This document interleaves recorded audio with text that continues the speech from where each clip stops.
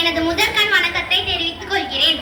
அனைவருக்கும் என் அன்பு கலந்த வணக்கம். என் பெயர் கோ சிந்துஜா. நான் 6ஆம் வகுப்பு ஆ பிரிவு படிக்கின்றேன். அகிம்சை வழியில் காந்தியும், ஆயுதம் ஏந்தி நேதாஜியும், எழுத்துக்கோள் கொண்டு பாரதியும், வீரமங்கையாய் வேலு நாச்சியாரும், கப்பலோட்டி வஉசியும், கப்பம் கட்ட மறுத்த கட்டபொம்மனும், கொடியை ஏந்தி குமரனும், எண்ணற்ற வீரர்களின் தியாகத்தாலும் பிறந்தது சுதந்திரம். அனைவருக்கும் இனிய சுதந்திர தின நல்வாழ்த்துக்கள். இன்று ஆகஸ்ட் 15 நமது 78வது சுதந்திர தினத்தை கொண்டாடுகிறோம்.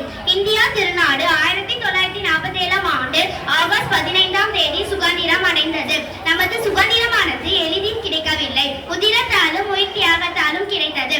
அந்நிய ஆகியத்தில் அடிமைப்பட்டிருந்த நாம் இன்று அச்சமின்றி வாழ்வது நம் தியாகிகள் பெற்றுக் கொடுத்த சுதந்திரத்தால் தான். 17ஆம் நூற்றாண்டுகளில் இந்தியா 500க்கும் மேற்பட்ட சமஸ்தானங்களை கொண்டிருந்தது. அப்போதுதான் ஆங்கிலேயர்கள் கிழக்கிந்திய கம்பெனி என்ற பெயரில் வியாபாரம் செய்ய வந்தனர். அவர்கள் பிரித்தாளும் சூழ்ச்சியை செயல்படுத்தி ஒவ்வொரு சமஸ்தானத்தையும் தன்வசமாக்கினர்.